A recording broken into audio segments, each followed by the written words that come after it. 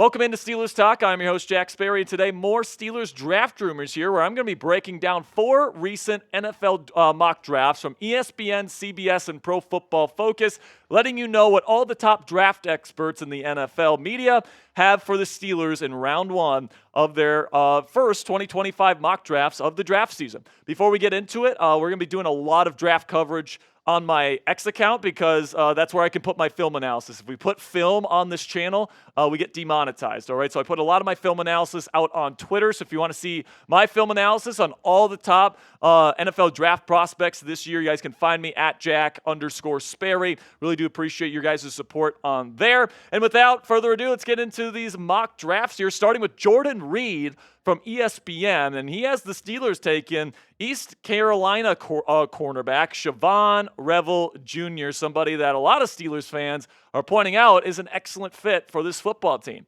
Jordan Reed said this about the pick: the play outside Joey Porter Jr. at the CB2 spot has remained inconsistent, as neither Dante Jackson nor Cameron Sutton has been the answer. Prior to suffering a torn ACL, Revel was making his mark as one of the class's top corners with 2 picks in 3 games. At 6'3", 193 pounds, he has great length, mobility, ability, ball skills, and enthusiasm as a tackler, all traits Pittsburgh looks for in its corners. And as Jordan points out here, just schematically, just based on skill set wise, Shavon Revel Jr. is like the perfect Pittsburgh Steelers cornerback. I actually have a higher grade on the field on Shavon Revel Jr. than I had on Joey Porter Jr. I think he's a faster, a little bit more disciplined version of Joey Porter Jr. I think that highly of this young man. Take a look at my scouting report here. Crazy arm length. I mean, tell me if you've heard that one before. That was my note on Joey Porter Jr.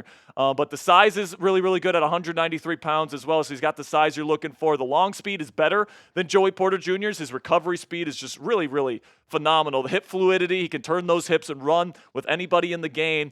He's got a dog mentality, man. He puts his face in the fan, and he's not afraid, to hit people hard, all these different things. I think Mike Tomlin's going to fall in love with his tape in that regard. He's a man coverage specialist, so has a little bit of work to do in terms of his zone instincts, but I think he's perfectly fine playing in zone as well. But the concerns are with his injury, that ACL tear. Is he going to be the same level of athlete as he was before the injury? We're going to find out at the combine. He can get a little bit too grabby, so if you don't like Joey Porter Jr. getting these DPIs and holdings, I'm not sure Shavon Revel Jr. is going to be your guy. He can be grabbed once in a while. Wasn't as bad as JPJ at Penn State.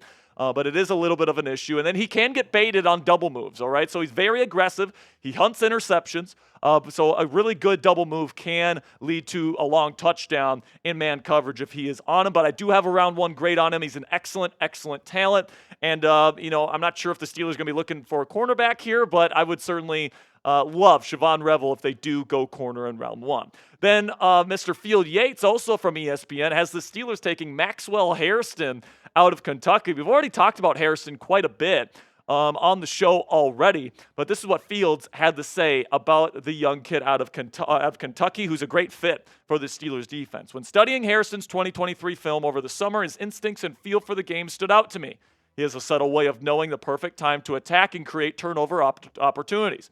Pittsburgh must continue to add at cornerback with Dante Jackson scheduled for free agency, and Hairston would help the Steelers stay among the top turnover-creating defenses in the NFL. And of course, Field Yates is referring to the Steelers being tied for first in the NFL in turnovers this past year, and Dante Jackson has 5 interceptions that you'd be looking to replace if you decide to move on from Dante. And I am a fan of Maxwell Hairston. He's got long arms, just like Shavon Revel. He's a bit undersized, so he doesn't have the great size that Shavon Revel Jr. has, but he's really good in both man and zone coverage. I think he's going to be a day 1 CB2, and that's what he's going to be for the entirety of his NFL career. I give you guys my full scouting report and my full thoughts on Maxwell Hairston in this video that we put out a couple weeks ago, I think, here. So you guys can check that one out. I'll put the link to that one in the comments and description. Also, make sure to put the chip in the top right of your screen so you guys can check out that video right now.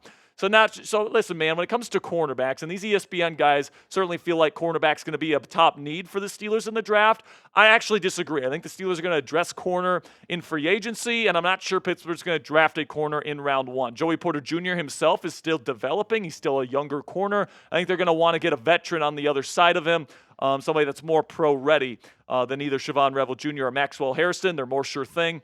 But, if the Steelers end up getting either of these gentlemen and they don't address the cornerback position in free agency, I think either one would be a fine fit. So be the GM for me down there in the comment section. Where do you want to find the next number 2 corner here in Pittsburgh? Type FA for free agency or type D if you would rather address this position in the draft. This will be the pinned comment on today's show. In just a second here, I'm going to talk about our sponsor today at Game Time. And while I'm talking about Game Time, find that pinned comment at the top of the comment section and answer today's pinned question. Now let's have a word from our sponsor here at Game Time, which is the best place for you to buy tickets for the sports, music, comedy, and theater in your area. Game Time has a new feature called Game Time Picks that makes getting tickets for live events even easier.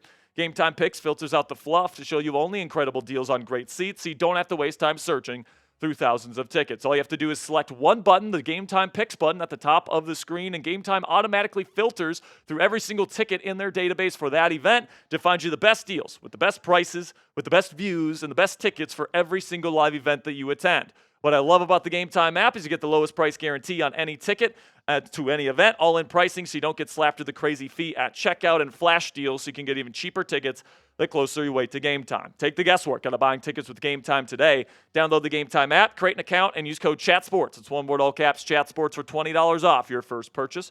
Terms do apply. Again, create an account and redeem code CHATSPORTS for $20 off. Download Game Time today. What time is it? Game time. So in the latest CBS mock draft from Ryan Wilson, he has the Steelers taking Jahdae Barron, defensive back out of Texas, and this guy is the versatile Swiss Army knife that Brian Branch was a couple of seasons ago, that Tyke Smith was last year out of Georgia. And, I think that, Barron is a very, very good football player first and foremost, man. The football IQ is off the charts. He reads the quarterback's eyes and zone coverage extremely, extremely well. He's got really good acceleration, and he gets to the spot very, very quickly. So he's got a very good stop-start ability. The versatility is huge. You can play safety, nickel, or even outside corner. I think he's more of a nickel or a safety in the NFL than a true outside guy, but you can ask him to do that in a pinch. And then he's a man-match specialist. So if you play a lot of quarters, you play a lot of cover 6, play a lot of palms coverage, cover 3 match is something the Steelers like to do a lot, cover 7. The Saban type stuff. Jahdae Barron's going to be able to do that at a very high level. Now the cons, long speed, some of the burners in the league, he's not going to be able to keep up with. He's going to run most likely in the mid to high 4.4s. And then the hip fluidity, is a little bit stiff, which makes me think he's not going to be a true outside corner in the National Football League. But I have a round 1 grade on him, guys, a late round 1 grade, because I think that he's going to be almost like a Brian Branch type of player, where plays with great instincts. He plays all over the field. He's going to be, a chess piece that can move all over the place. He's going to be a disguise piece, all these different things that we're seeing with positionless defensive football nowadays that the Mike Macdonald defense has really brought. And Brian Branch is living proof that players like this are absolutely valuable enough to take in round 1. Brian was not taken in round 1, but he's certainly a round 1 talent. So I could certainly see Barron as a Brian Branch type of player, playing in the slot, playing at safety, moving him around in different spots. If the Steelers are looking for a Swiss Army knife type of player that they can move all over the formation, I think Barron is the type of player that the Steelers would look at, maybe even more than a true outside corner. Right, maybe they get their outside corner like a DJ Reed or Carlton Davis in free agency, and then they get Jahdae Barron to be kind of that Swiss Army knife in the middle of their defense. Like, I could certainly see that being something that plays out for the Pittsburgh Steelers this spring, and I would be 100% okay with that. So today we're talking about mock drafts from other people, but here on Steelers Talk, we have weekly mock drafts of our own, letting you guys know all the players that we think fit best with the black and gold every single week. We also have in-depth prospect analysis like we're giving to you today, and positional rankings as well for all the positions of need for the Pittsburgh Steelers. So thank you guys so much for all of your support. We're going to give you guys the most extensive Steelers draft coverage anywhere on the YouTube platform this spring. So if you guys want that, make sure you click that subscribe button and join our family to never miss a video. Then the final mock draft we're going to be talking about today is from PFF's Trevor Sikkema, who has the Steelers taking Isaiah Bond, speed demon wide receiver out of Coop's Longhorns here in the first round. This is what Trevor had to say about this fit for the Steelers. The Steelers' passing offense outside of George Pickens has left a lot to be desired this season. Bond's elite speed could make for a much more diverse passing attack no matter who their quarterback is in 2025.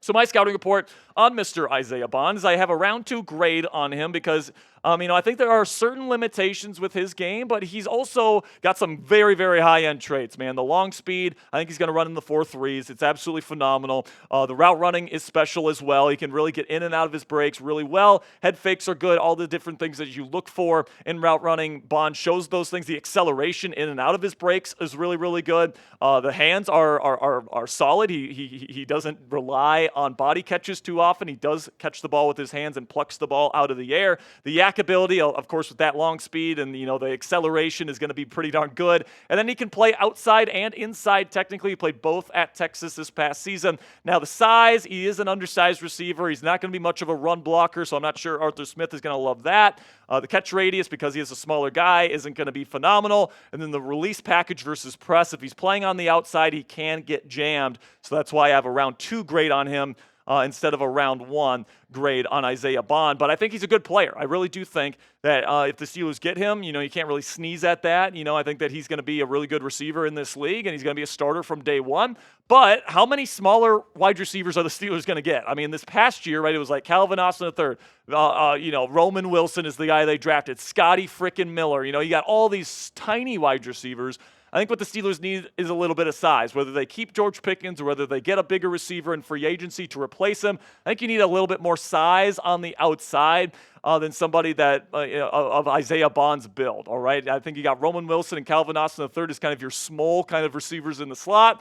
How about we get somebody like an Emeka Egbuka on the outside, or maybe a Jaden Higgins, somebody a little bit bigger on the outside, a little bit better of a run blocker, all these different things. I think that is the way to go if you are the Pittsburgh Steelers picking a receiver in round 1. So who's your guy? Let me know down there in the comments section which wide receiver do you want the Pittsburgh Steelers to target in the draft? Are you an Egbuka guy? Are you a Luther Burden III guy? Let me know down there in the comments section. Which wide receiver do you want to be a Steeler this year?